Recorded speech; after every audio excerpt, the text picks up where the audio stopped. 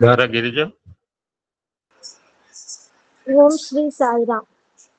పరిపూర్ణావతారి, ప్రేమావతారి, ప్రేమమూర్తి అయిన భగవాన్ సత్య సాయి బాబా వారి పాదపట్నందుకు దండమిల్లుతూ, అహం సత్యబోధక దివ్య జ్ఞాన వ్యవస్థాపకులైన లక్ష్మీనారాయణ మామయ్య గారికి, వారి సతీమణి వరలక్ష్మి అత్తయ్య గారికి, రుద్ర భాష్య ప్రవచనకర్తలు, పరిశీలకులు, రుద్ర భాష్య కోవిదులు అయిన బ్రహ్మశ్రీ శ్రీమాన్ డాక్టర్ డిఎస్ శాస్త్రి గారికి హృదయపూర్వక ప్రేమపూర్వక ప్రణామాలు తెలుపుకుంటూ, సాయిరామ్ సార్.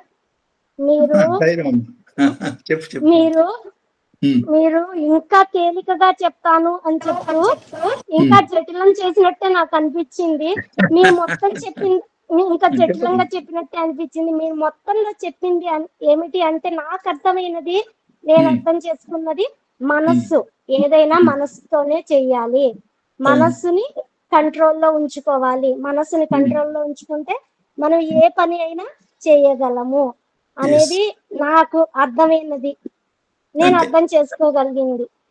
ఏదైనా మనసుతోనే చేయాలి, మనసు అటు ఇటు కదలకుండా, చంచలత్వం లేకుండా స్థిరంగా ఉంటే మనము చేసే ప్రతి పని సార్థకంగా చెయ్యగలము అనే వివరాన్ని మీరు తెలియచేశారు. నేను అంతవరకు అయితే కొంచెం అర్థం చేసుకోగలిగాను.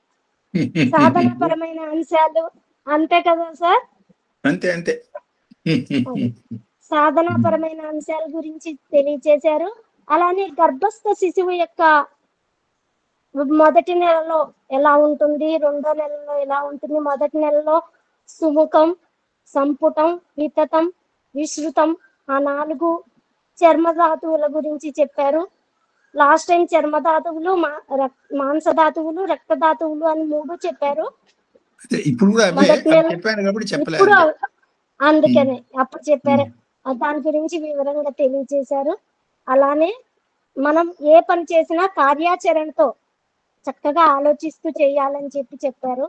మనం చేసే ప్రయత్నము, మన ధ్యేయము ఏకో రుద్రః, ఏదైనా ఏకో రుద్రః, ఒక్కరే పరమాత్మ, ఒక్కరే అనే ఏకాత్మ భావంతో మనకు తెలియచేశారు. అదే లలితా సహస్రం అవ్వచ్చు, భగవద్గీత అవ్వచ్చు, ఉపనిషత్తులు, ఏదైనా ఒక్కటే, ఏకో రుద్రః, అన్ని ఒకటే అని చెప్పారు. అయితే గాయత్రి ముద్రలు 32 అని చెప్పారు. పూర్వ ముద్రలు 24, ఉత్తర ముద్రలు 8. కానీ మనము ఇప్పటి వరకు 10 ముద్రల గురించే తెలుసుకున్నాం. ఆ 10 ముద్రల్లో గాయత్రి మంత్రంలో హంస గాయత్రి, త్రిపద గాయత్రి, వాటి గురించి చక్కగా పూర్తిగా వివరంగా తెలియజేశారు. ఈ 10 ముద్రలు కూడా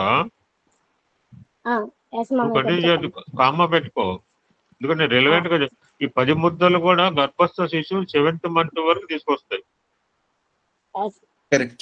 4+6 గుర్తుపెట్టుకో. 4+6 8. ద్విముఖం, త్రిముఖం, చతుర్ముఖం, పంచముఖం, షట్ముఖం, అధోముఖం. ఈ 7, 6 + 4 10. ఈ 10 నెలల్లో శిశువు ఎలా తయారవుతారు అనేది పూర్తిగా వివరంగా తెలియజేశారు. అలానే ఢాకిని మంత్రం ప్రథమ నెలలో ఢాకిని మంత్రము, అదే పాయసాన్నం అని చెప్పేసి లలిత అమ్మవారికి ఇష్టము అని చెప్పేసి తెలియజేశారు.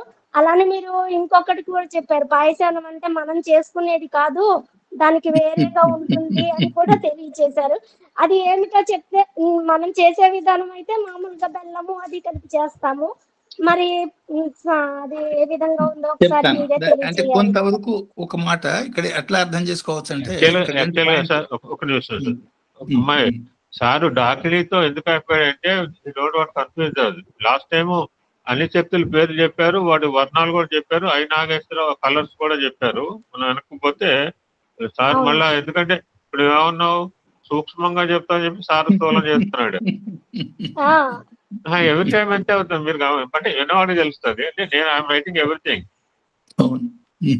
అంటే సార్ ఈ సబ్జెక్టే అలా ఉంటుంది సార్. ఇవాళ మీరు కంపేరిటివ్ స్టడీ చేశారు సార్. ఇంతకంటే ఇప్పుడు you have done a comparative study. ఇవాళ మొత్తం స్ట్రక్చర్ మొత్తం కూడా 4తో అంటే మీరు ఎంతో సింప్లిఫై చేస్తే ఇలా వచ్చింది. టోటల్ గా ఒక 2 గంటలు చెప్పుంటే అసలు వీళ్ళంతా కూడా ఇప్పటికే 11 మంది పారిపోయారు, చివరికి మీరు నేను ఇద్దరు మిగులుతాం. Okay okay Girija continue. మధ్య మధ్యలో ఇలా జోకులు వేసుకుంటే తప్పితే మనం రిలీఫ్ కావు.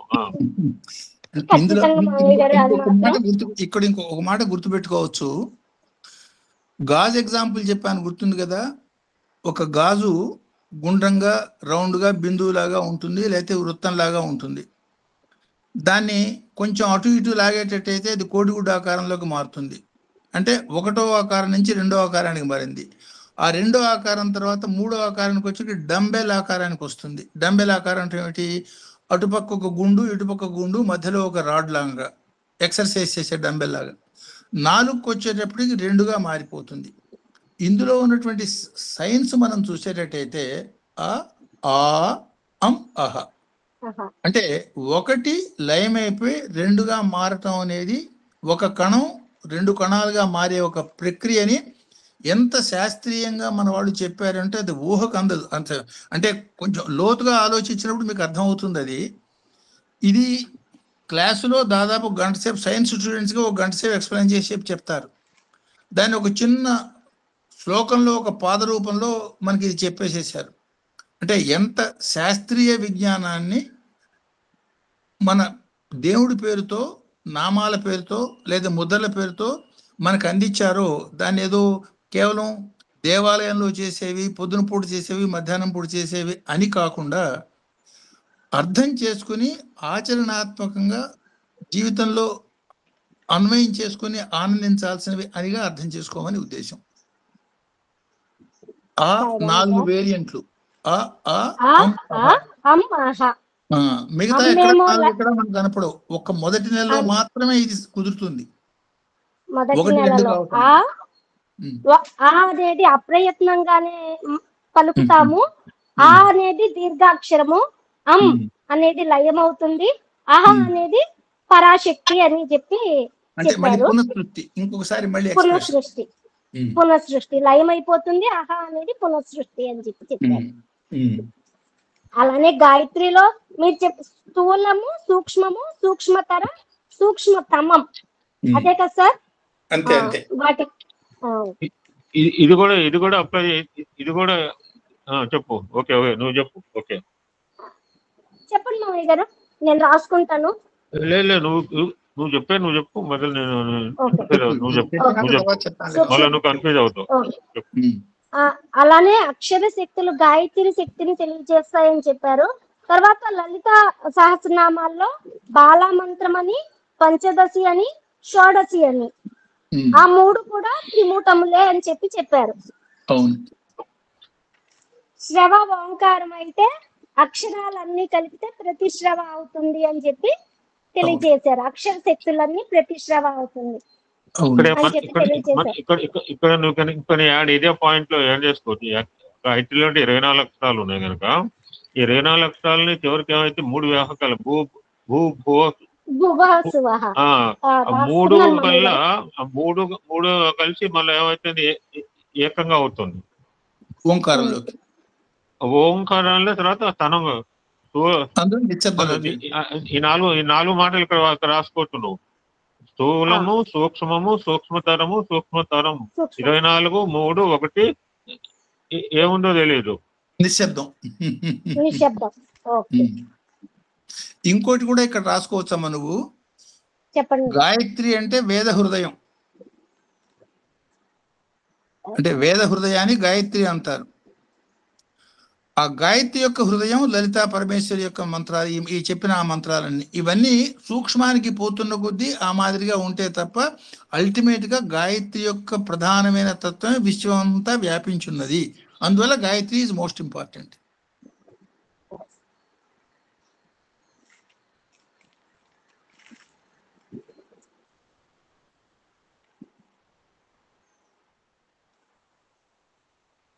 ఎట్లా ప్రాణరక్షణ చేస్తూ ఉంటుందో కూడా మీరు గర్భస్థ శిశువుని 9 నెలల వరకు ఎలా ప్రాణరక్షణ చేస్తుందో చెప్పారు. అలానే షట్చక్రాలు, అదే వదన, ద్వివదన, త్రివదన, చతుర్వదన అని చెప్పేసి 6 వదనాలు, 5 వదన, 6 వదనాల గురించి చెప్పేసి ఇంకో 7వ దాని గురించి మొత్తం అంతా శక్తిని ఇస్తుంది, పుష్టిని ఇస్తుంది అని చెప్పి తెలియజేశారు. నాకు లాస్ట్ టైం చెప్పింది మైండ్ లోకి వస్తుంది. 7వ నెలలో పుట్టిన శిశువు బతుకుతాడు కానీ 8వ నెలలో పుట్టిన శిశువు బతకడు అని చెప్పి తెలియచేశారు. 7వ నెల అంటే అన్ని ధాతువులు ఏర్పడతాయి. 8వ నెల వచ్చేసరికి ఆ బిడ్డ లోపల ఉండి పుష్టి పొందటం కోసం నేను ప్రపంచంలోకి ఎలా వస్తున్నాను అని చెప్పేసి దాని గురించి ఆలోచించటం వల్ల ఆ బిడ్డ పుడితే బతకడు. అలానే 9వ నెలకు వచ్చేసరికి అన్ని ఏర్పడతాయి కాబట్టి బిడ్డ బతుకుతాడు అని చెప్పి లాస్ట్ టైం తెలియచేశారు. అంటే 8వ నెలలో వాడు యోగిలాగా ఉంటాడు. అంటే ప్రపంచం మీద ఏ రకమైన వ్యామోహం ఉండదు. ప్రపంచం మీద వ్యామోహం లేనివాడు ప్రపంచంలోకి వస్తే బతకడు. అది దాని అర్థం. మనం ప్రపంచం వ్యామోహంలో పడి భగవంతుణ్ణి యోగాన్ని మర్చిపోయినాం కాబట్టి గుర్తొచ్చినప్పుడు మళ్ళీ పట్టుకుని ఆ మార్గంలో పోయేదానికి చేసే ప్రయత్నమే నిత్య గాయత్రి సాధన. సార్ మీరు ఇక్కడ ఒక మాట. అవును, ఇక్కడ మాట సార్. 8th month లో గర్భస్థ శిశువు విల్ డూ దిస్ ప్రేయరా? అంటే ఎగ్జాక్ట్లీ సంపూర్ణమైన జీవ చైతన్యం 7వ నెలకు వచ్చిన తర్వాత బహుశా 8వ నెల అంటే ఇదే ధ్యాసలో ఉంటుంది. టోటల్లీ ఇదే ధ్యాస. Okay okay. 8వ నెల అనకుండా మనకు తెలియదు కదా 8వ వస్తుందో 9వ బయటకు వచ్చేదాకా. ఎగ్జాక్ట్లీ ఎందుకు వచ్చింది జన్మ అనే వైరాగ్యంలో ఉంటాడు మొత్తం. అప్ టు బయటికి శిశువు వచ్చేంత వరకు కూడా ఇలానే ఉంటాడు. ఎగ్జాక్ట్ గా. సో ఆ వైరాగ్య స్థితిలో పుట్టినబడైతే బతకడు. అంటే సార్ ఇంతమంది చెప్పారు కానీ సైంటిఫిక్ గా ఈ మాట చెప్పినాడు ఎవరు లేరు నాకు. ఎందుకంటే నాకు మీరు మా రాజా నా కొలీగ్ సార్ ఆఫీస్ లో వర్క్ ఫర్ 1977 ఆన్వర్డ్. సో నాకు అతనికి ఒక దగ్గర అతను ముందు పెళ్లి ఇద్దరు పిల్లలు ఒకటే ఏజ్. వాడు 7th month లో పుట్టాడు. వాడు కిరణ్ అని ఇద్దరు ఒకటే క్లాస్, రాజా అండ్ కిరణ్ అనమాట. సో మీ ఇద్దరు ఆఫీస్ లో సేమ్ వర్క్ MK4 మైండ్ లో అనమాట, RPFK లో. Born in 7th month. చాలా కేర్ తీసుకున్నారు, చక్కగా మంచి బ్రిలియంట్ అయ్యాడు. ఇప్పుడు 8th month లో పుట్టినాడు. అది ఇప్పుడు 8th లో వాడు ఎందుకు అంటే 8th లో వాడు ఎందుకు పుట్టాడంటే వాడు ధ్యాస, వాడు ఆలోచించడం డిఫరెంట్ గా ఉంటుంది అనమాట. వాడు ప్రపంచానికి వ్యతిరేకంగా ఆలోచిస్తుంటే ఏమిటి జన్మ, ఎందుకు వచ్చింది, ఏం కర్మ, ఎన్ని తప్పులు చేశాను, మళ్ళీ ఆలోచనలో ఉంటాడు. ఇంకొక చిన్న ఎగ్జాంపుల్ కూడా ఇక్కడ మనం గుర్తు చేసుకోవచ్చు. చాలా క్రిటికల్ గా ఉన్న పేషెంట్ హాస్పిటల్లో మనం అడ్మిట్ చేస్తే పేషెంట్ కనుక నేను బతుకుతాను అని హోప్ బలంగా ఉన్నంత కాలం ఏ రకమైన ఇబ్బంది లేదు, వాడు బతికేదానికి 99.99% ఛాన్సెస్ ఉంటాయి. కొన్ని సందర్భంలో వాడికి పూర్తి వైరాగ్యం వచ్చి నాకు లాభం లేదు, నాకు వెళ్ళిపోతున్నాను అనే ఫీలింగ్ కనుక వస్తే ఎంత డాక్టర్ ఎంత ప్రయత్నం చేసినా ఆ వ్యక్తి బతకడం కష్టం అవుతుంది. అందువల్ల సందర్భానుసారంగా వైరాగ్యము, పూర్ణత్వం కోసం వైరాగ్యం కావాలి కానీ పారిపోయేదానికి వైరాగ్యం పనికిరాదు.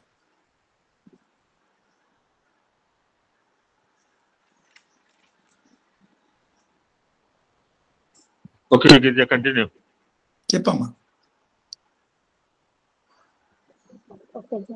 మీరు ఇంకా నది గురించి చెప్పారు. నది కదలదు అని చెప్పారు. దాంట్లో ఏదైనా దాని గురించి పూర్తి వివరంగా చెప్పారు. కళా కాష్టాయ రూపాయ అని చెప్పేసి శ్లోకం చెప్పారు. నేను మొత్తం రాసుకోలేదు. నది గురించి చెప్పు. నది అంటే వదిలేసా. నది very important to compare to your mind. అది వెరీ ఇంపార్టెంట్ చెప్పు. అది ఇంపార్టెంట్ పాయింట్. నది ఏంటి, నది ఏముంది, నదిలో 2 పాయింట్లు చెప్పారు. Applicable to our mind also. చెప్పు. మన మనస్సు ఎలా ఆలోచిస్తుంది, నదిలో ఏమి కదలదు కానీ దాంట్లో ఏదైనా వేస్తే అది కదులుతూ ఉంటుంది. మన మనస్సు కూడా అలాగా నదిలో ఇప్పుడు నది అంటే రెండు సార్లు 2 రకాలు చెప్పారు, గుర్తుపెట్టుకో సార్. నేరేట్ అబౌట్ నది ట్వైస్ సార్. నది looks like stable but not stable, always flowing water. కొత్త నీరు వస్తుంది, పాత నీరు పోతుంది అని మనకు సామెత కూడా ఉంది. ఎగ్జాక్ట్లీ. అంటే అదొక యాంగిల్ లో అంటే చెప్పారు. ఇప్పుడు చివరిలో చెప్పింది వెరీ వైటల్ అనమాట, కంపేర్ టు నది అండ్ విత్ అవర్ మైండ్. నది దగ్గర పోయి మన మొహం నదిలో కనపడాలంటే రెండు సిచ్యువేషన్లు కావాలి. ఏంటో చెప్పు నువ్వు. కదలకుండా ఉండాలి, అలానే బురద నీరు ఉండకూడదు, శుద్ధత్వంలో ఉండాలి, స్థిరంగా ఉండాలి. సిద్ధత్వము స్థిరత్వము రెండు ఉండాలి. ఉంటేనే నదిలో మనము మన మొహాన్ని చూడగలము అని చెప్పేసి తెలియజేశారు. మనసు యొక్క విధానమే నది చివరిలో చెప్పారు. నువ్వు చెప్తున్న సంఘటన ఏమిటంటే, సృష్టి స్థితి లయం అనేది 3 సపరేట్ అనుకుంటాము. సృష్టి స్థితి లయం అనేది కంటిన్యూస్ ప్రాసెస్. నదిలో ప్రవహించే నీళ్ళ లాంటిది. నీళ్లు కదులుతూనే ఉంటాయి, ఎప్పుడు చూసినా సరే నీళ్లు ఉంటాయి. కానీ ఒక క్షణం కింద చూసిన నీళ్ళకి ఇప్పుడు చూస్తున్న నీళ్ళకి తేడా ఉంటుంది. అంటే సృష్టి అనేది కంటిన్యూ ప్రాసెస్, స్థితి అనేది కంటిన్యూస్ ప్రాసెస్, లయం కూడా కంటిన్యూస్ ప్రాసెస్. అంటే చనిపోయినప్పుడు మాత్రమే లయం అనే ఒక భ్రమలో మనం ఉన్నాం. అది కాదు. కిందటి క్షణం ఈ క్షణంలో చనిపోయింది, ఆదివారం సోమవారంలో లయమైపోయింది, సోమవారం మంగళవారంలో లయమైపోతుంది. అది కంటిన్యూస్ ప్రాసెస్. అందుకని నది ఎగ్జాంపుల్ చెప్పాను.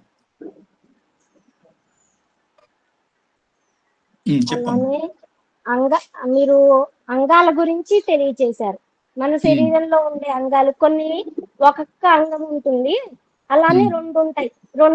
కొన్ని ఒక్కొక్క అంగాలు ఉంటాయి, ముక్కు, నోరు, అలా చెప్పారు. అలానే మనకు 2 అంగాలు, చేతులు, కాళ్ళు, అలాంటివన్నీ 2 అంగాలు.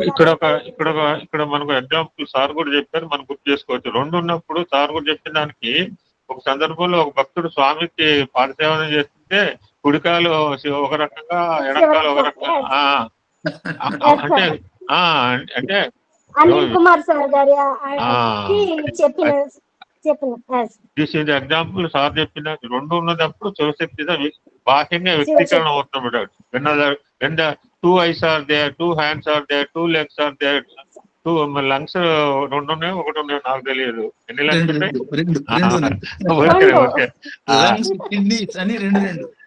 అన్ని 2 హార్ట్ ఒక్కటే ఒకటి ఉంటుంది. హార్ట్ ద్వారా చేయాలి ఏ పనైనా. 2 ఉన్నప్పుడు ఏంటంటే కెన్ హ్యావ్ బోత్ శివశక్తి స్వరూపం వ్యక్తీకరణకు అనమాట. ఇప్పుడు ఇక్కడ 2 నాడులు ఉన్నాయి, ఒక నాడు సూర్యనాడు, డిఫరెంట్ 2 లుక్స్ ఒకటే, 2గా వ్యక్తీకరణ. మనకు వ్యక్తీకరణలో డిఫరెంట్, అంతే కదా సార్? అంతే. 2 కలిపి ఒకటిగా ఉన్నప్పుడు వాటితో ఎక్కువ జాగ్రత్తగా ఉండాలి అని చెప్పి తెలియజేశారు. నాలుగుతో జాగ్రత్త, హృదయంతో జాగ్రత్త, హెడ్ తో జాగ్రత్త. నాలుకతో చాలా జాగ్రత్తగా ఉండాలి. అంటే మనకు మీరే చాలా మంది చెప్తూ ఉంటారు కదా, ఏదైనా నాలుకతో మాట్లాడితే ఎంత దూరమైనా వెళ్ళిపోతుంది ఒక మాట, తను చాలా జాగ్రత్తగా మాట్లాడాలి అని చెప్పి అంటారు. నరం లేని నాలుక ఎటైనా మాట్లాడుతుంది అని చెప్పి అంటూ ఉంటారు. నాలుగు వశం అయితే లోకం కూడా వశం అవుతుంది. అది అందుకు చాలా మాట్లాడేది. నోరు మంచిదైతే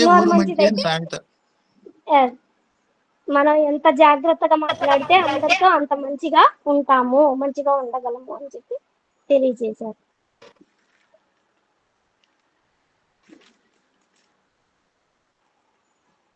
అలానే మీరు మైల్స్ గురించి, ఆ 17,500 మైల్స్ పర్ అవర్ అన్నారు. అది నేను సరిగ్గా 1,86,000 మైల్స్ 1 సెకండ్ పర్ సెకండ్ అని కూడా చెప్పారు. పర్ సెకండ్ కదా సార్? వాటి గురించి చాలా చక్కగా తెలియజేశారు. నాకు అర్థమైందైతే ఏదైనా మనసుతోనే మనం చిన్న సైన్స్ ఏంటంటే, ఇప్పుడు రాసుకున్నానికి తెలుసుకుని రాసుకో. 17,500 1.8 నీకు అలానే ఉంటే అలానే ఉంటావు. ఇప్పుడు ఎందుకంటే సార్ చెప్పింది అంటే జస్ట్ లేదని, ఇప్పుడు జస్ట్ లేదని, సింపుల్ సైన్స్ నీకు తెలియదని కాదు, నువ్వు గ్రాడ్యుయేట్. ఇప్పుడు భూమికి ఆకర్షణ ఉంటుంది, that's called G. The value of G is between -1 and +1. భూమి ఏంటంటే మనకి ఏం తత్వం అంటే భూమి మీద ఏం వేసినా కింద పడాల్సిన పైకి పోదు. రాయేస్తే పైకి పోతుందా కిందకి వస్తుందా అమ్మాయి? కిందకే వస్తుంది. యాపిల్కాయ కింద పడుతుందా పైకి పోతుందా? కిందకే పడుతుంది. పైకి పోతుంది. ఎప్పుడు ఇందాక సార్ చెప్పిన రీడింగ్ రాసుకున్నావే దాన్ని బట్టి అది కింద పడకుండా పైకి పోవాలంటే ఏంటి? భూమి యొక్క ఆకర్షణ శక్తి కంటే వేగంగా కనుక వెళ్తే రాకెట్ల అది పైకి పోతుంది కదా, రాకెట్ కింద పడుతుంది యాపిల్కాయ లాగా. అది 17 ఎందుకంటే భూమి ఆకర్షణ శక్తి కంటే వేగవంతంగా ఉంటే it will go up side. అంటే దాని గ్రావిటీ శక్తిని దాటుకుని వెళ్ళిపోతుంది.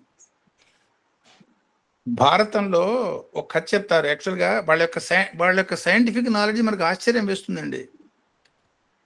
ఈయన భారతం జనమేజయుడు ఆ కథ తెలుసుగా, పరీక్షిత్తు వాడు ఆయనకి కుష్ఠరోగం వచ్చినప్పుడు ఆ రోగం తగ్గేదానికి ఏంటంటే భారతాన్ని వినమంటే నీ పూర్వీకుల చరిత్ర విను, సందేహం లేకుండా మనస్ఫూర్తిగా శ్రద్ధగా వినని చెప్తారు.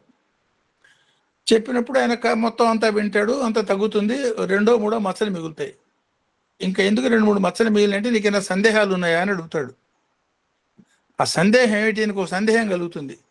ఆ యుద్ధంలో భీముడు విసిరిన ఏనుగు పైకి పోయింది, కిందకి రాలేదు అనే మాట ఎక్కడ ఉన్నదిట.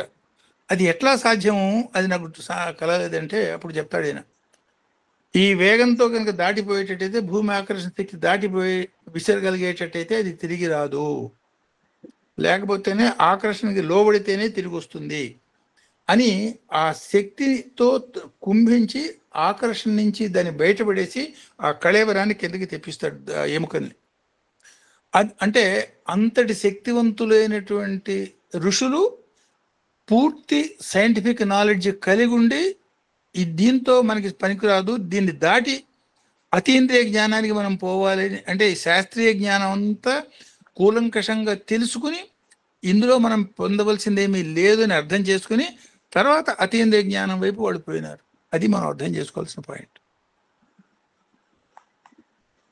పూర్తిగా తెలుసుకోవాలి. తెలుసుకున్న తర్వాత మనం పొందే ఆనందాన్ని పొందాలి. అంతేనా? అంతేనా? ఇక్కడ ఒక మాట చెప్పు, అవి నేను గుర్తిస్తేనే చూస్తేనే అంటే మన కాలం అయిపోతుంది. అది కరెక్ట్. అది కూడా ఈ మధ్యన మనం మీరు చెప్పారు.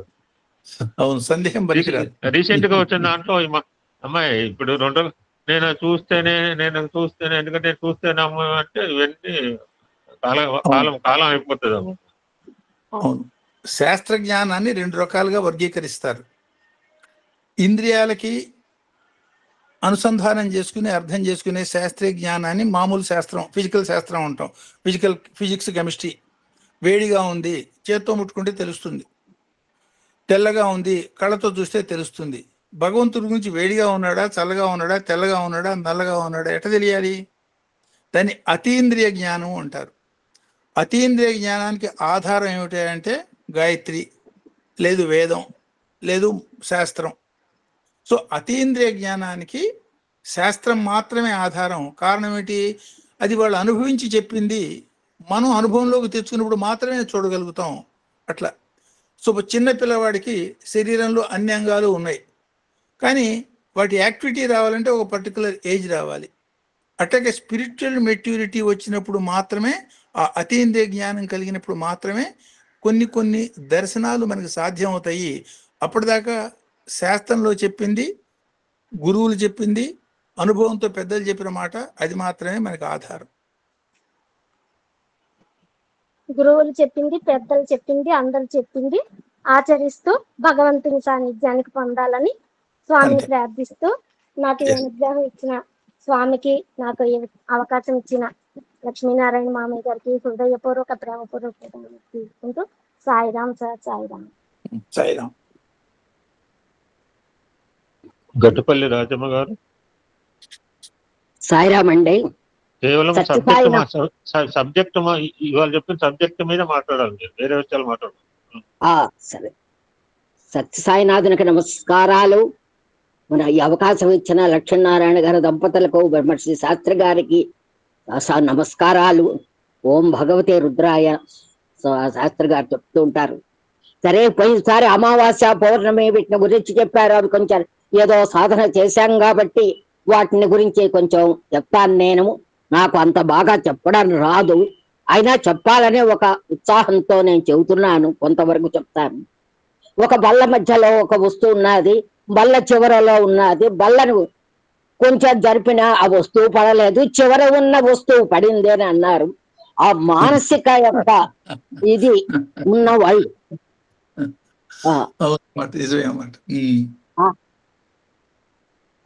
ఏమంటారు? కరెక్టే, ఆ మాట చెప్పిన మాట వాస్తవమే. అదే చెప్పారు. అవి కొంచెం సాధన చేశాం కాబట్టి అవి చెప్తున్నాను నేను. ఈ మానసిక రుగ్మత ఉన్న వాళ్ళు ఆ చివర ఉన్న ఆ వస్తువు కింద పడిపోతుంది. ఈ మధ్యలో వస్తువు ఎందుకంటే వీడు కొంచెం బాగానే ఉన్నాడు, వాడికంటే వీడు కొంచెం నయం కాబట్టి ఆ వస్తువు కొంచెం ఎక్కువ జరిపినా కూడా అది పడలేదు. కానీ ఈ సముద్రముకు ఈ అమావాస్య పౌర్ణమి యొక్క ప్రభావం ఉన్నదో అట మానవుడికి కూడా ఉన్నది అని చెప్పారు. ఈ శని ఆదివారాలు సెలవులు అన్నారు. ఎందుకన్నారు? పిల్లలు అడిగితే మేం చెప్పాలి శని ఆదివారం సెలవు అంటే పూర్వంలో ఈ పౌర్ణమి ఈ అమావాస్యకు ముందు మధ్యన 3 రోజులు 3 రోజులు అధ్యయ దినాలు కాదు, అది అధ్యాయం కాదు, అనధ్యయ దినాలు. అధ్యయ దినాలు వేరు, అధ్యయ దినాలు వేరు, మిగతావి ఇవి అవి ఉండేవి. కొత్తగా నేర్చుకోకూడదు అనధ్యయ దినాల్లో అన్నారు. ఇది చాలా బాగుంది. ఇటువంటివి మేము కొత్తగా వింటున్నాము, ఇంతకు ముందు వినలేదు, ఇప్పుడు విన్నాము. అది ఎంత సైన్స్ ఉన్నదో అంత సాంప్రదాయం ఉందన్నారు.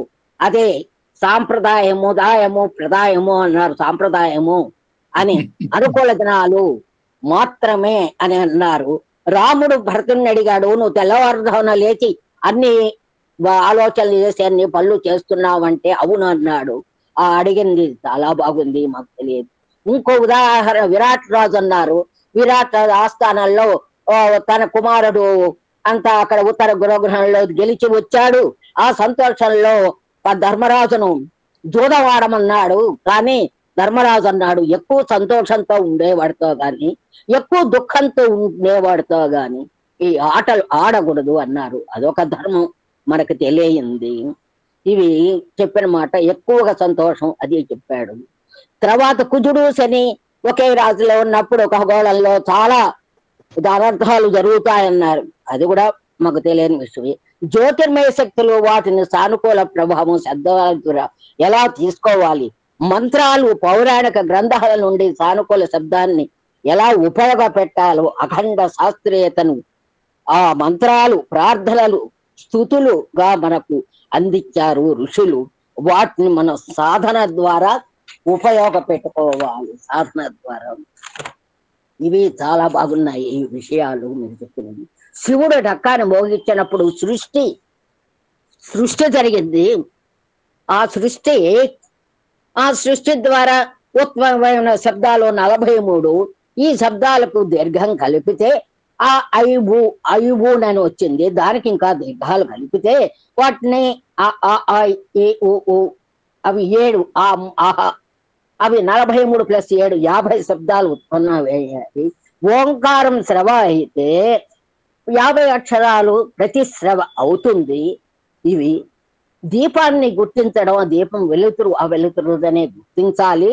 సూర్యుడి యొక్క కిరణాల ద్వారా సూర్యుని మనం గుర్తిస్తాము, వెలుగులో గుర్తిస్తాము అని నాకు అర్థమైంది. కిరణాల ద్వారా అంతేనా? ఈ 50 అక్షరాల శబ్దశక్తిని మనం అనుభవంలో తెచ్చుకోవాలి.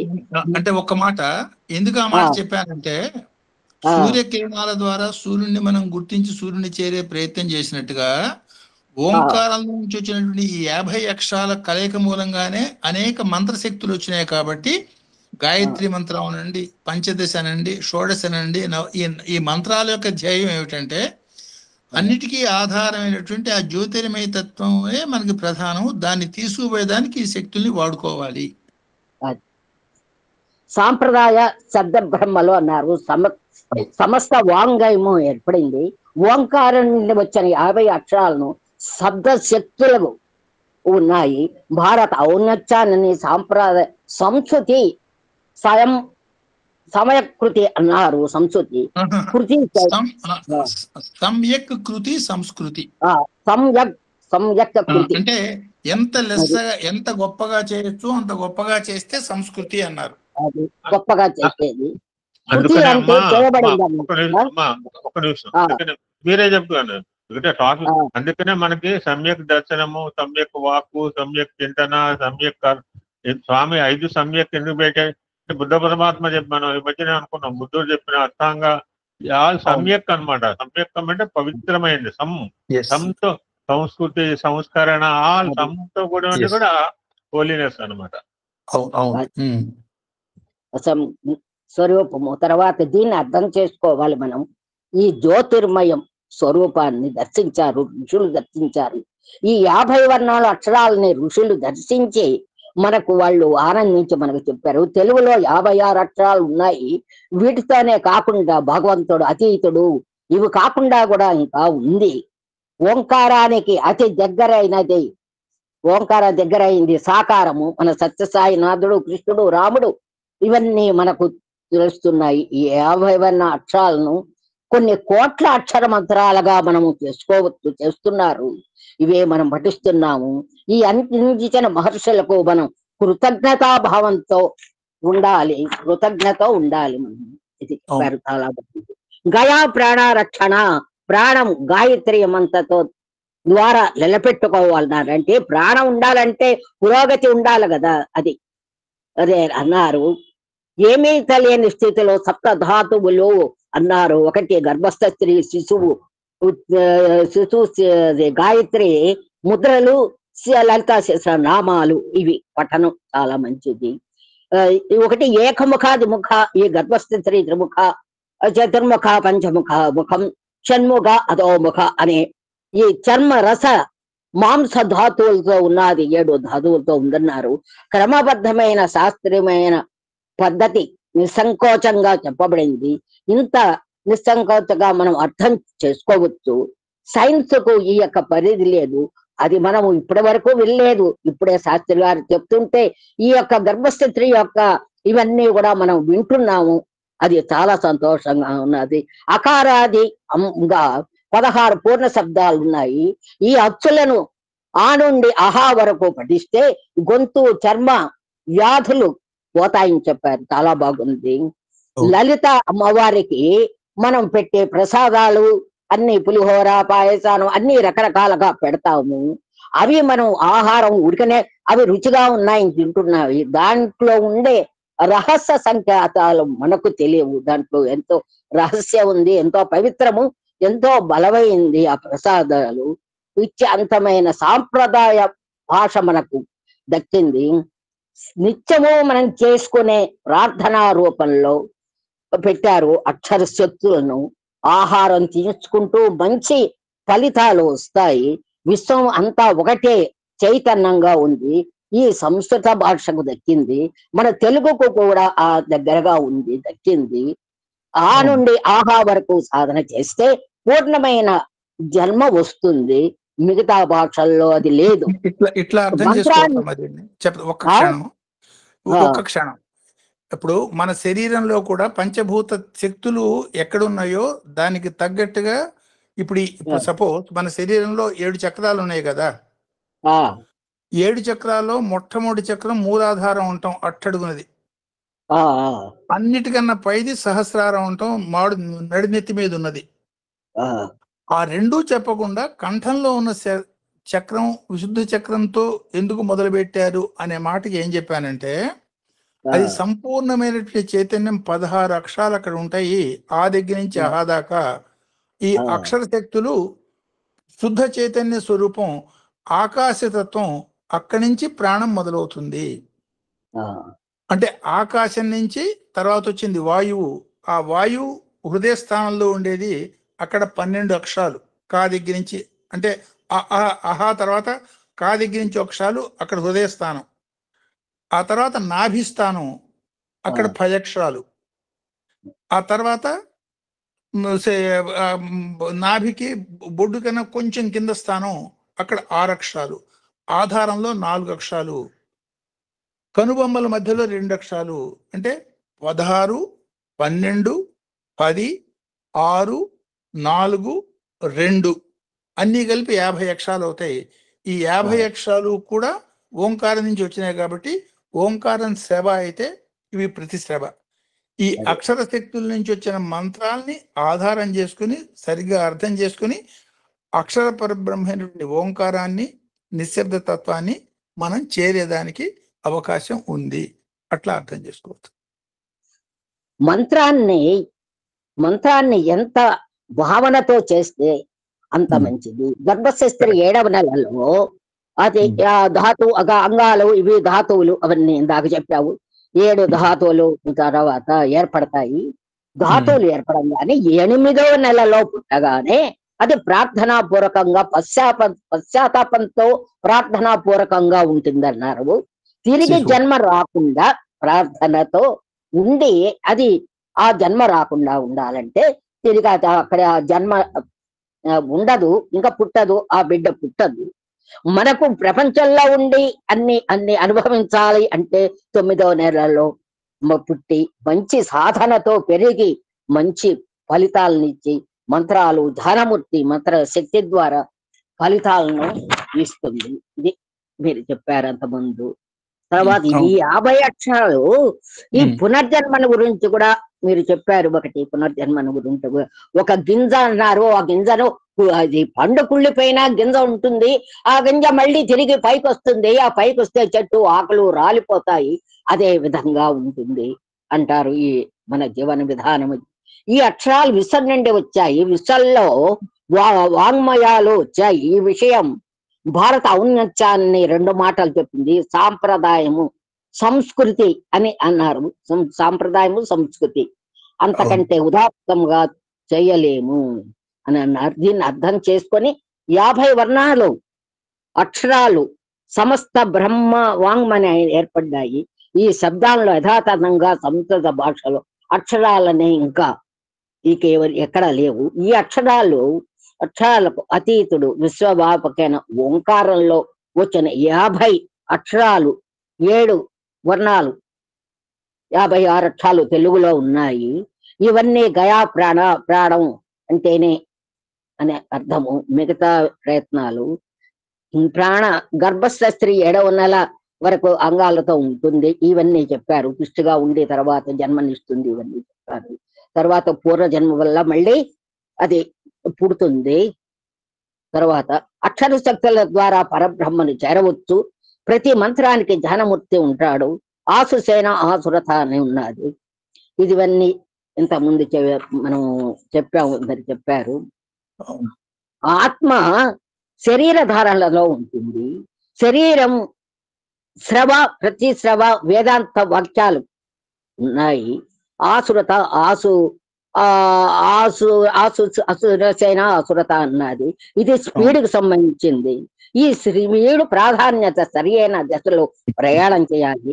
మనకు 2వ అనువాకంలో దిశాంతపతి అనమత అని చాలా సార్లు అది దాని గురించి బాగా చెప్పారు అప్పుడు, బాగా వివరంగా. అయితే సరి అయిన దిక్కుకు చేరాలి. మనం అనుభవజ్ఞైన ఋషులు ఏ దిక్కున వెళ్ళారో, దిక్కంటే తూర్పు పడమరులో కాదు, వాళ్ళు వెళ్ళిన ఏది ఉందో ఆ దాంట్లో మనం ప్రయాణం చెయ్యాలి, వెళ్ళాలి. మనసును స్వాధీనం చేసుకొని మనసును తన ఆధీనంలో ఉంచుకొని ఆ ప్రయాణం అంతర్ముఖం సరి అయిన ప్రయాణం, బాహ్యముఖం కాదు. మనసు ప్రయాణం సరి అయినది కాదు. మన స్వామి చెప్పినట్టు best servant and worst master స్వామి చెప్పారు. మనసు శక్తితో సాధించలేని లేదు. మనసు లోబరుచుకొని సాధన చేస్తే భగవంతుని ఆనందం పొందుతాము. వేగం అనేది వేగం అనేది ప్రమాదము. అది మనం రాకెట్ ఇవన్నీ చెప్పుకున్నాము. అన్ని యొక్క వాహనాల నుంచి మనం పడేది నిజమైన అది జాగ్రత్తగా ఉండాలి అని చెప్పి అన్నారు. మనసు వేగం కాంతి వేగాని కంటే కొన్ని కోట్ల రెట్లు ఎక్కువ. ఒక నిమిషం. ఇప్పుడు స్టేబుల్ గా ఉండి పట్టడం వేరు, నడుస్తూ పట్టడం వేరు, అదే పరిగెత్తు పట్టడం వేరు. పరిగెత్తు అంటే వేరు అంటలేదు, నుంచుని పడ్డాడు ఆ, నడుస్తూ అంటే జాగ్రత్తగా మాట్లాడాలి మనం. నుంచుని పడ్డాడు ఆ, అంటే ఏదో తెలియనప్పుడు పిచ్చి పిచ్చిగా ఎప్పుడు పిచ్చి పిచ్చి మాట్లాడదు. ఇప్పుడు 1850 శతం కానీ జాగ్రత్త మాట్లాడాలి మనం. అవును. సో నడుస్తూ పడ్డాడు, పరిగెత్తుతూ పడ్డాడు, స్కూటర్ మీద పడ్డాడు, కారులోంచి పడ్డాడు, రైల్లోంచి పడ్డాడు, విమానంలోంచి పడ్డాడు, ర్యాకెట్లోంచి పడ్డాడు. పడటం మాత్రం ఒకటే, కానీ ఆ పడటం వల్ల జరిగేది రిజల్ట్ మాత్రం చాలా డిఫరెంట్ గా ఉంటుంది. బికాస్ ఆఫ్ దట్ వెలాసిటీ, వేగం. అది గుర్తుపెట్టుకోవాలి మనం. మళ్ళీ వేగం అన్నప్పుడు మనం కూడా చెప్పారు, వేగం ఒక్కటి సరిపోదు, దిక్కు డైరెక్షన్ ఆల్సో వెరీ ఇంపార్టెంట్. వాళ్ళు వేగవంతంగా పరిగెత్తున్నాడు, ఉపయోగం దిక్కు వేరే దిక్కులో పోతే ఎక్కువ ప్రమాదం. ఇప్పుడు పుట్టపర్తి పోవడానికి రూట్ ఉంది, ఒక రూట్ ఉంది. ఆ రూట్ లో నేను వేగవంతంగా పోతే దానికి దిక్కు తెలుసుకోకుండా డైరెక్షన్ లేకుండా పోయి పుట్టపర్తి రాలేదంటే you cannot reach our destination. మన గమ్యం. వేగం అవసరమే, వేగంతో పాటు direction also very vital. Direction తో ప్రాపర్ డైరెక్షన్ లో వేగవంతంగా వెళ్ళాలి. మనసు వేగం, కాంతి వేగం కొన్ని కోట్ల రెట్లు ఎక్కువ. ఋషులు దర్శించిన దానిని మనం అనుభవంలోకి తెచ్చుకొని మనం ప్రయాణించాలి. మనం ప్రతి అడుగు ఆచి తూచి వేయాలని మన పెద్దవాళ్ళు చెప్తారు. ప్రతి అడుగు వేసేటప్పుడు మీరు జాగ్రత్తగా వేయాలని మన పెద్దవాళ్ళు చెప్తారు, కానీ మనం వినము. అనేది సామగాన ప్రియ వాళ్ళు దర్శించింది ఆనందించి వ్యక్తపరుస్తారు. శరీరము కాంతి వేగము కంటే ఉంటుంది. శరీరము కాంతి వేగం ఎక్కువగా ఉంటుంది. 20 సంవత్సరాల యువకుడు 40 సంవత్సరాలకున్న ఆ కాంతి వేగంతో ఉంటాడు, కానీ మనసు మటుకు అలానే ఉంటుంది. వాడు శరీరం పెరుగుతుంది. అట్లా ఒక్క మాట చెప్తా విను. మేడం మీరు చెప్తున్నారు కానీ మళ్ళీ మీరు కన్ఫ్యూజ్ కావద్దు. బాగా క్యాచ్ చేసింది. అవును, బాగా అవును. అంటే sir how it is possible అంటే ఆన్సర్ ఏంటి సార్ దానికి? కాంతి వేగంతో మళ్ళా హౌ ఇట్ ఈస్ పాసిబుల్ అంటే నేను చూస్తేనే నమ్ముతా అంటే అలా అడగట్లేదు. అలా జీవించిన వాళ్ళు ఉండొచ్చు సార్, మహనీయులు. యోగ వాసిష్ఠంలో కథలు ఉన్నాయి. ఇప్పుడు మేము అంటే మేము చేసే సత్సంగంలో నాకు 5-6 example lived more than 400 years వచ్చిన మహనీయులు కూడా మేము డూయింగ్ సత్సంగా. అంటే వీళ్ళు నమ్మలేదని నమ్మకపోవడం సార్. 400-500 సంవత్సరాల వయసు ఉన్న వాళ్ళు కూడా కమ్ టు సీ స్వామి అనమాట. మీరు చెప్పండి. ఆవిడ బాగా క్యాచ్ చేసింది కానీ కొంచెం ఆవిడ క్లారిఫికేషన్ లేదా. ఇందులో చెప్పిన మాట ఏంటంటే అక్కడ కాంతికున్న వేగం చాలా ఎక్కువ వేగం కదా. కాంతి వేగంతో గనక మన శరీరం ప్రయాణం చేస్తే ఆ శరీరానికి వయస్సు అంటుకోదు, వయసు రాదు. అంటే ఇప్పుడు రైలు కంపార్ట్మెంట్ లో మనం ఉన్నాం, మన కంపార్ట్మెంట్ నుంచి పక్క కంపార్ట్మెంట్ లోకి పోయేదానికి దోవ ఉంటుంది కదా. ఆ దోవలోకుండా మనం పోతున్నప్పుడు కింద పడిపోం కదా. రైల్లోంచి బయటికి నడిస్తే కింద పడిపోతాం. రైల్లోంచి ఒక కంపార్ట్మెంట్ లోంచి ఇంకో కంపార్ట్మెంట్ నడిచిపోతే మనకేం ఇబ్బంది కాదు కదా. కారణం ఏమిటి? 2 కంపార్ట్మెంట్ ఒకే వేగంతో పోతున్నాయి కాబట్టి నువ్వు తేలిగ్గా ఒక దానిలోంచి ఇంకో దానిలోకి నడిచిపోయినావు. వేగంగా నడుస్తున్న రైల్లో నుంచి మనం బయటికి నడిస్తే కింద పడిపోతాం, కాళ్ళు చేతులు విరుగుతాయి. అట్లా శరీరం గనక కాంతి సమానమైన వేగంతో ప్రయాణం చేస్తే దానికి వయస్సు రాదు. అంటే ఫర్ ఎగ్జాంపుల్ ఒక 20 సంవత్సరాల వయసులో ఉన్న యువకుడు ఒక 10 ఏళ్ళు ప్రయాణం చేశాడు అనుకోవట్లా, లేదా ఒక సంవత్సరం పాటు ప్రయాణం చేశాడు. సంవత్సరం తర్వాత వాడికి 21 ఏళ్ళు రావాలి కదా. సంవత్సరం పాటు కనుక కాంతి వేగంతో వాడు ప్రయాణం చేస్తే ఈ సంవత్సరం వాడి వయస్సు లిస్టులో కలవదు. అంటే వాడు 20 సంవత్సరాల వయసులోనే ఉంటాడు. అంటే కాంతి యొక్క వేగం అసాధ్యం, అట్లా ప్రయాణం చేయడం సాధ్యం కాదు. కానీ కాంతికి మనకి ఉన్న సంబంధం అర్థమయ్యేదానికి ఆ మాట చెప్పాను. అది ఎందుకు చెప్పానంటే మనస్సు చేసే పని కాంతి కన్నా చాలా వేగవంతమైంది. మనస్సు యొక్క వేగం కాంతి వేగం కన్నా కొన్ని కోట్ల రెట్లు పెద్దది. మనసుతో మనం పనులు చేస్తాం. మనసుతో ఒక మంచి పని చేశాము, మనసుతో ఒక చెడ్డ పని చేశాము. ఆ మనసుతో చేసిన చెడ్డ పని కానీ ఈ మంచి పని కానీ శరీరం చనిపోయినా కూడా రికార్డ్ అయిపోయి ఉంటుంది, దాని మూలంగా మళ్ళీ జన్మ వస్తుంది. అంటే శరీరం అనేది కాంతి వేగం మీద ఆధారపడి బతికేది, మనస్సు అనేది కాంతి కన్నా ఎక్కువ వేగం కలది. కాబట్టి మనస్సులో చేసిన పనుల యొక్క ప్రభావం శరీరం చనిపోవటం మూలంగా ఆగిపోదు, అది వస్తూనే ఉంటుంది. అందువల్ల కర్మ మనసుతో చేసే కర్మలు జాగ్రత్తగా ఉండాలి అనే ఉద్దేశం కోసం చెప్పాను. తర్వాత మీరు ఇది చెప్పారు, ఆసూచేన ఆసురత అవి చెప్పారు. అది సాధన చేసేటప్పుడు మనసును కుదుట పరిచి తర్వాత సాధన త్రికరణ శుద్ధిగా చెయ్యాలన్నారు. స్పీడ్ ప్రాధాన్యత డైరెక్షన్ కు ఉండాలి కానీ స్పీడ్కు కాదన్నారు. ఆ డైరెక్షన్ చేసేవాడు మంచివాడైతే వాడు ఎంత స్పీడ్ లో వెళ్ళినా వాడు చేరవలసిన గమ్యం తప్పకుండా చేస్తాడు. ఈ ధర్మరాజును యక్షుడు అడిగాడు ప్రశ్న, కాదిక్ అని అడిగినప్పుడు సంతోదిక్ అని చెప్పాడు ధర్మరాజు. అప్పట్లోనే ద్వాపర యుగంలోనే చెప్పాడు. ఆ దిక్కు సరి అయింది, సంతోషమైన దిక్కుగా ఉంటేనే అది పోవాలి గాని లేకుంటే పోకూడదు అని ధర్మరాజు చెప్పాడు. దానికి సమాధానము దిక్కు అంతర్ముఖంగా ఉండాలి గాని బహిర్ముఖంగా ఉండకూడదు అని అన్నారు. అంతర్ముఖంగా మంచిదిగా ఉండాలి. ఒకే దానిలో విశ్వం ఉందన్నారు. లైట్ కాంతి అది చెప్పండి, లైట్ కాంతిలో ఆ లైట్ వెళ్తున్నే చూడగలం, కానీ ఈ సూర్యకిరణాల కాంతిలో సూర్యుడిని చూడగలవా? అదా మీరు చెప్పారు, అంతేనా? అంతేనా? ఈ లైట్ కాంతిలో లైట్ ఉన్నంతసేపు చూస్తావు, కానీ సూర్యకాంతి అనేది నిజమైంది. ఆ సూర్యకాంతి ఎప్పుడు ఉంటుంది కాబట్టి ఆ సూర్యకాంతిలోనే మన సూర్యుడి యొక్క కిరణాల ద్వారా ఆ వెలుగును చూడగలుగుతాము. స్థూల సూక్ష్మాకారాలు ఇచ్చిన జన్మ స్వార్థకం చేసుకోవాలన్నారు. ఇంకోటి చెప్పారు విశ్వామిత్రుడు, అది చెప్పారు. మనకు తెలిసిన కథే వశిష్ఠుడు. వాళ్ళ అహంకారంగా ఆ విధంగా త్రిశంక సంఘాన్ని నిర్మించాడు. ఆ విశ్వామిత్రుడు ఉన్న శక్తినంతా పోగొట్టుకున్నాడు.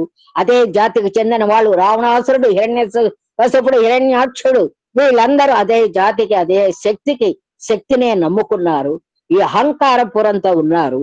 కానీ శరణాగతి భావంతో ఉంటే మనము గమ్యాన్ని చేరుకోవచ్చని చెప్పి అన్నారు. ఈ సృష్టి అంతటికి ఒక సముద్రం, ఒక భక్తుడు అన్నారు స్వామితో, ఒక సముద్రం ఉంది, దీన్నంతా పెట్రోల్ గా మార్చొచ్చు అన్నాడు. కానీ మళ్ళీ అతను ఏమన్నాడు, పెట్రోల్ గా మారిస్తే అగ్ని అయితే అదంతా కాలిపోతుంది అన్నాడు. రెండు యొక్క అవి మనమే అన్నది అది స్వామి వారి ఆ ప్రకృతి సంబంధమైన వాటిని మనం ఏమీ అనడానికి లేదు అని అన్నారు. శరీరంలో ఆత్మ ముఖ్యంగా నిద్రలో ఉన్నది. ఈ 3 స్థితులు చెప్పారు. నిద్రలో ఉంటే అది అజ్ఞానమైన నిద్ర. ఆ నిద్ర ముందు అజ్ఞానం ఉంటుంది, నిద్రపోయిన తర్వాత అదే అజ్ఞానం ఉంటుంది, లేచిన తర్వాత ఉంటుంది. కానీ నిజస్థితిలో కూడా అది ఉంటుంది. భగవంతుని వైపు పోవాలంటే మనం సమాధి స్థితిలో ఉండాలి. ఆ సమాధి స్థితి ఇక్కడ నేను ఒకరిని చూశాను, ఆయన 100 బిందెలు నీళ్లు పోసినా లేచేవారు కాదు. ఆయన కళ్ళారా చూశాను నేను. ఆయన తర్వాత ఎప్పుడో ఆయన లేచేవారు, భగవద్ దీంట్లోనే ఉండి ఆయన కాలం చెందారు. అది ఆ సమాధి స్థితి నుంచి లేచినా కూడా భగవంతుని యొక్క దీంట్లోనే ఉండాలి అన్నారు. ఈ శారీరక ఒకే మార్గమైన సాధన ద్వారా మనసు, శ్వాస, లేకపోతే మనసు, మాటలు ఇవి అంగాలుగా చేసుకొని పక్షిలాగా పైకి ఎగిరిపోవాలన్నారు. సోహంగా 2గా కనబడిన ఆత్మ అనేది ఒకటే, ఆత్మ ఒకటే లేదు. తర్వాత ప్రకాశింపజేది ఒక ఆత్మ ప్రకాశిస్తుంది. అనుకూల శబ్దాలతో మనము సాధనలో ఉండాలి. అనుకూల శబ్దం ఒకే ఒక పరమాత్మ 2గా కనబడుతుంది, కానీ అవి ఒకే ఒక శబ్ద గ్రంథి, ఈ అక్షర శబ్దాలతో విశ్వం అంతా ఉందన్నారు. శాస్త్రీయంగా అవన్నీ చెప్పారు. ఇవన్నీ చాలా బాగున్నాయి, ఇవన్నీ చెప్పాను. కళ్ళు చూస్తాయి కానీ అన్ని పని చేస్తాయి. కళ్ళు మిగతా అవయవాలు పనిచేస్తాయి, కానీ అది ఒకే ఒక చైతన్యంతో చేస్తుంది. ఆత్మ అనే చైతన్యంతో కళ్ళుని చూడలేవు. ఏది ఏ అవయవం దాంతో ఉండవు. అవి ఆత్మ చైతన్యంతోనే అవన్నీ పనిచేస్తాయన్నారు. అవి నాకు అర్థమైంది. అది అన్నది ఒకటే కరెక్టే. కరెక్టేనా అన్నది కరెక్టే కదమ్మా. ప్రాణం ఉండదు చేయి పైకి లేస్తుంది, లేకపోతే చేయి నుంచోబెట్టి చేయి కిందకి ఎందుకు పడుతుంది? అదే ఆ చైతన్యము అను ఎరుకను ఏదైనాను వస్తూ ఒకటే. ఒకటి అర్ధనారీశ్వర తత్వం అన్నారు, అది సృష్టి అనేది ఒకే ఒక బ్రహ్మ, ఏకాంతగా మారాడు, ఒకే ఒక పరబ్రహ్మ అర్ధనారీశ్వర తత్వం సృష్టిగా మారాడు. మానవ సృష్టికి ఒకే బిందువు అన్నారు, బిందువు అది మీరు చెప్పండి. తర్వాత ఈ భూతద్దము అది చెప్పానేమో, ఆ భూతద్దము మన కాగితం మీద పెడితే స్థిరంగా మనం గట్టిగా పట్టుకుంటే అది కాలుతుంది, లేకుంటే లేదు. మన మనస్సు అదే వరంగా స్థిరంగా ఉంటే ఆ భూతంలో కాగితం కాలినట్టు మన మనస్సు స్థిరంగా ఉంటుందన్నారు ఒక మాట మీరు. తర్వాత బిందువులను గురించి చెప్పారు, బిందువులు అది నాకు కొంచెం అర్థం కాలేదు. మానవుడు కృషికి బిందువులు అన్నారు, చెప్పండి అది. ఇలా చెప్పారు కదమ్మా, ఇలా చెప్పారు కదా, ఒకటే బిందువు 4 అయింది, ఒక కణము 4 అయింది. స్థాయిలు 3 బిందువులు 4 అన్నారు ఈసారి. మట్టి స్థాయిలో దాన్ని ఇట్లా అర్థం చేసుకోవచ్చు. అదే స్థాయిలు 3 బిందువులు. ఇవాళ చెప్పిన మాటలు ఒకటి గుర్తుంది కదా, హం హం సం హం సహ 2 చెప్పాను కదా. హం సం హం సహ. హం అంటే పరబ్రహ్మ, సం అంటే శివుడు, సహ అంటే విష్ణుమూర్తి. ఎందుకని అం అహ, అం అంటే లయం అయిపోవటం, అహ అంటే మళ్ళీ విసర్గ అంటే పునఃసృష్టి. సృష్టి చేసేవాడిని సహ అన్నారు, లయం చేసేవాడిని సమ్ అన్నారు, ఆ ఇద్దరిలో ఉన్న శక్తిని సహ అన్నారు.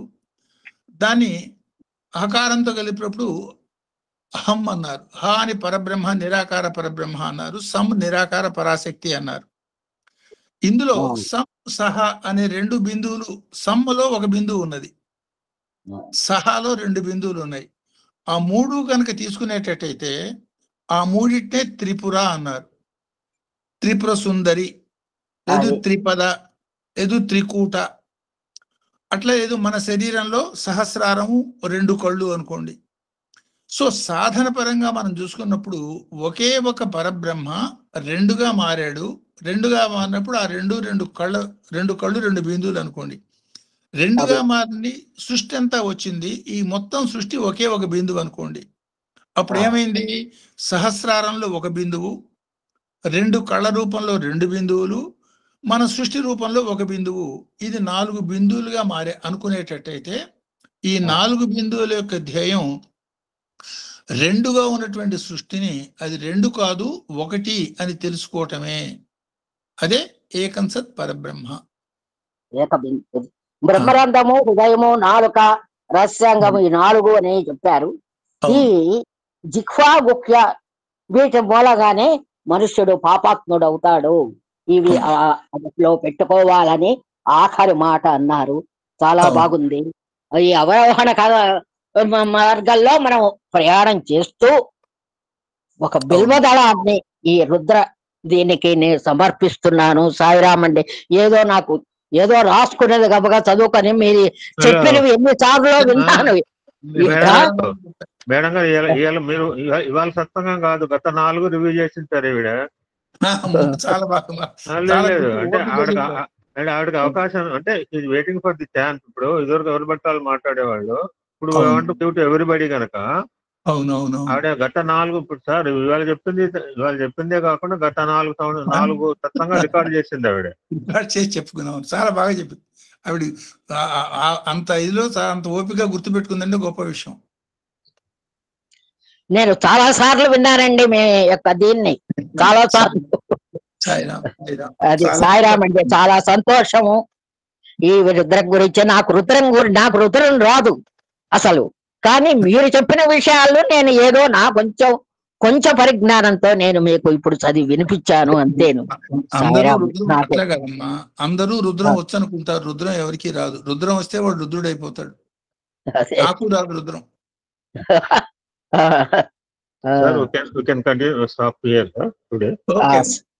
సాయిరామ్. నమస్కారాలండి అందరికీ.